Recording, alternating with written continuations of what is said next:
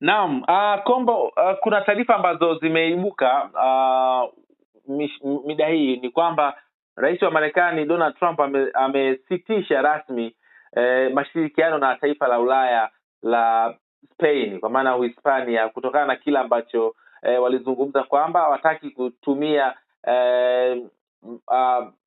bezi zao, kwa maana kambi zao za kijeshi, kuchukua ama kujaza mafuta na kuweza kusaidiana katika kushirikiana katika vita ya dhidi ya Irani. Pengine hasa hizi taarifa zina ukweli gani, na unadhani madhara yake yakoje hasa kati ya Marekani na Uhispania? Zina ukweli pia, kutokana na speech ama hotuba na press ile aliyokuwa nayo Donald Trump mida hii ya waandishi wa habari. Alidai kuwa huenda ama atafanya tukio la kukatisha uhusiano wa kibiashara na Hispania, kutokana na Hispania kukataa kushirikiana na Marekani ama Marekani kutumia bezi zake kwenye kuishambulia Irani. Hispania kwa katika nchi ambazo zipo Ulaya, bara la Ulaya, Hispania ni miongoni mwa ambazo kidogo msimamo wake upo nusu kwa nusu. Hata tunaona kwenye kipindi kile kwenye zile harakati ama mashambulizi ya Gaza kule, Hispania alikuwa na support na kubaliana na kile ambacho kinafanywa na Israeli kwa kushirikiana na Marekani kuendesha operation ya mauaji ya kimbali yaliokuwa yanafanywa kipindi kile. Hispania pia walikuwa wanakataa, na vuguvugu hilo lilikuwa linawapa ugumu pia Hispania mbele ya Marekani. Na hapa tunaona pia kwenye engo ile ya kuivamia nchi nyingine, Hispania pia inaonyesha msimamo wake wa kutoridhia. Lakini kwa upande mwingine nilisema kuwa tutakuwa tunachambua kwa aina mbili. Kwa macho haya ya kawaida na macho ya nyuma ya pazia. Zote wazungu hasa wazayuni wana mtindo ule wa kuteka mindset za watu. Kwa hiyo ikitokea jambo likawa linafanyika na likapitishwa na jumuiya nzima ya let's say ya Ulaya, inakuwa italeta taswira mbaya duniani. Kwa hiyo lazima watengeneze watu ama nchi ambazo zitakuwa zinaonyesha upinzani katika kile ambacho wanakifanya, ili mradi kutopoteza zile mindset za watu ambao wanafuatilia hilo jambo. Inaweza kuwa balance mizani. Kubalance mizani unamaanisha? Kabisa. Unaweza wakawa wanasema hivyo, lakini ikawa tu ni ulaghai mbele ya macho ya dunia, ili kufanikisha kile ambacho wanataka wakifanye. Lakini inatajwa kwamba Hispania ni nchi ambayo hapo awali na Uislamu inahusishwa kama ishakuwa na ukaribu huo, na vinasaba vinasema kwamba katika vita vya huko zamani inatajwa kwamba katika mataifa ya Ulaya ambayo yalikuwa yana Waislamu wengi ni pamoja na Spain. Kwa hiyo bado kuna ile uasili ule ukaribu wake na Morocco, pia kuna watu wengi ambao wamehamia kule. Kwa hiyo ni taifa ambalo bado lina vinasaba na mataifa ya Kiarabu. Kuna ukweli katika hilo? Ni kweli zamani Spain ilikuwa ina idadi kubwa ya Waislamu kama wanavyosema, lakini hilo lisikupe tabu sana ama lisikusumbue, kwa kuwa kama ingekuwa ni hivyo support ingetokea pale kwenye nchi zile za Kiarabu kwa hivi sasa. Unaona, yote ambaye tukizungumzia labda kuhusiana na Gaza, hakuna nchi yote ya Kiarabu ambayo ilishawahi kupeleka silaha au kupeleka jeshi kwa ajili ya kuwatetea. Kwa hiyo swala la Hispania na kuhusiana labda kulikuwa na Waarabu ama Waislamu kipindi hiko lisikupe tabu sana. Hiyo inaweza kuwa ni mindset pia, kama nilivyosema, kuchezesha mindset za watu, na vile vile inaweza kuwa ni wanafanya kwa reality, lakini Spain pia haina ushawishi huo wa kuikazia Marekani kwenye hiki ambacho nakifanya, ama kuikazia magharibi kwenye hiki wanachokifanya kwa hivi sasa. Nikigeukia sasa kwenye upande wa biashara ya mafuta duniani, sasa hivi tunaona mlango bahari wa Hormuz umefungwa na baadhi ya sehemu zingine ambazo zinatumika katika kupitisha mafuta. Hasara ni kubwa sana. Tunashuhudia Ulaya sasa hivi kama tulivyozungumza hapo awali, pia bei ya mafuta imepanda mpaka 50%. Nchini Tanzania tayari Mheshimiwa Rais Samia Suluhu Hassan ametangaza pia kwamba nishati ya mafuta imepanda mpaka kwa 13%. Lakini Donald Trump amezungumza kwamba akazungumza kwamba endapo kutokana na ulazima wa kupeleka majeshi yake jeshi la wanamaji la Marekani katika mfereji wa Hormuz kuweza kuzisindikiza zile meli za mafuta, ikibidi kufanyika vile ataweza akafanya.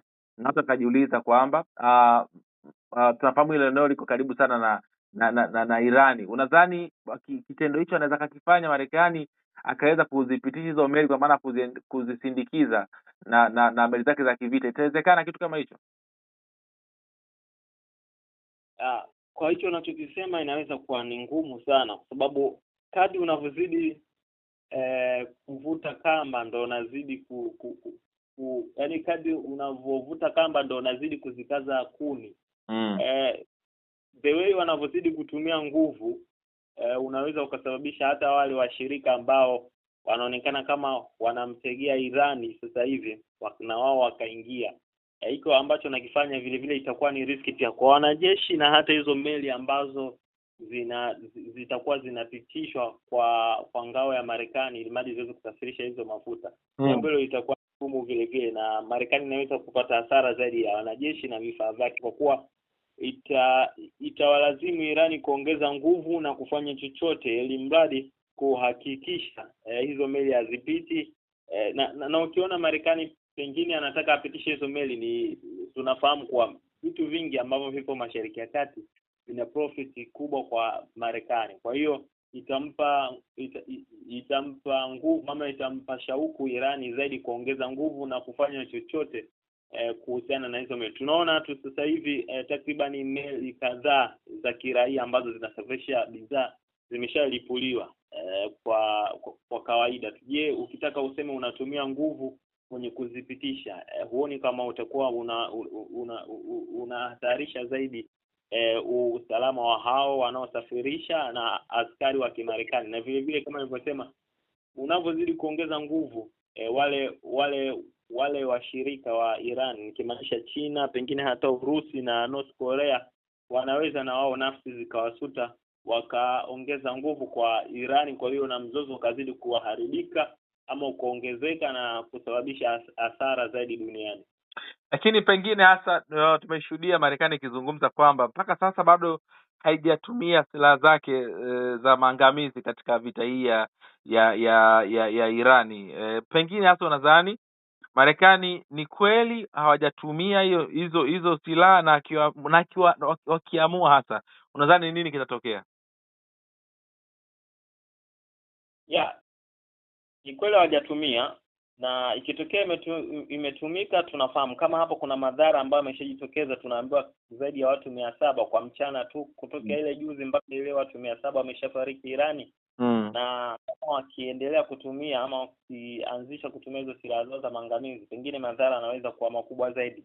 Na ndo nilipokuwa nasema kuwa kama wao wakitumia hizo silaha za maangamizi, basi naona mvutano utaongezeka zaidi bila shaka, kwa sababu Irani sio kama Venezuela. Irani ni miongoni mwa nchi za kimkakati kwa wale ambao ni mahasimu wa Marekani, hasa kwenye nyanja za biashara, kumaanisha China, Urusi na North Korea pia, ambao ni wanufaika wa Irani. Kwa hiyo kadri unavyozidi kuongeza nguvu na ukionekana mzani wa Irani unainama, kusababisha watu wengine ama wale washirika wake nao wakaingia na kusababisha mzozo ukawa mkubwa zaidi. Kama Marekani hawataki mzozo uongezeke, sawa, lakini kama unataka mzozo uongezeke ni wao kuchukua hatua ya kuongeza nguvu ya kuishambulia Irani, basi sidhani kama kile ambacho walichokitegemea kitapatikana, na naona tu mzozo utaongezeka na maafa yatakuwa makubwa zaidi.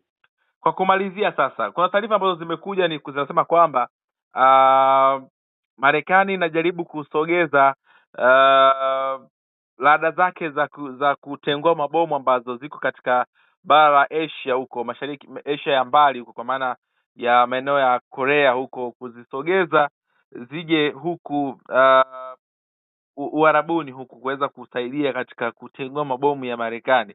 Pengine hasa wazo hilo ambalo Marekani inalifikiria, unadhani ni nini ambacho unakiona katika uwezo wa Irani katika kushambulia na kuharibu rada ambazo tayari zilikuwepo katika Mashariki ya Kati?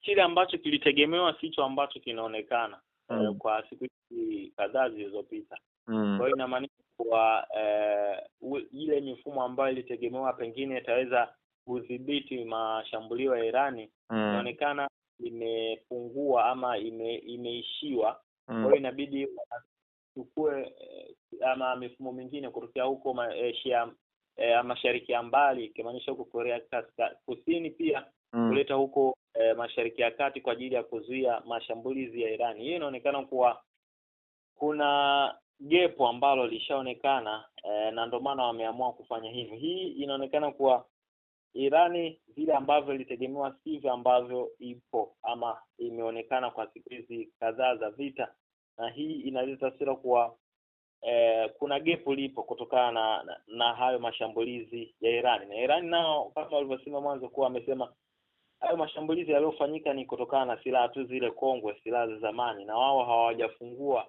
yale maghala yenye silaha mpya. Kwa hiyo pengine Marekani ameshapima kutokana na mashambulizi ya awali ya Irani. Kwa hiyo ndio maana ameamua kusogeza rada ama mifumo ya ulinzi kutokea kule mashariki ya mbali kusogeza hapo Mashariki ya Kati ili kujaribu kuzuia nguvu za Irani katika kushambulia.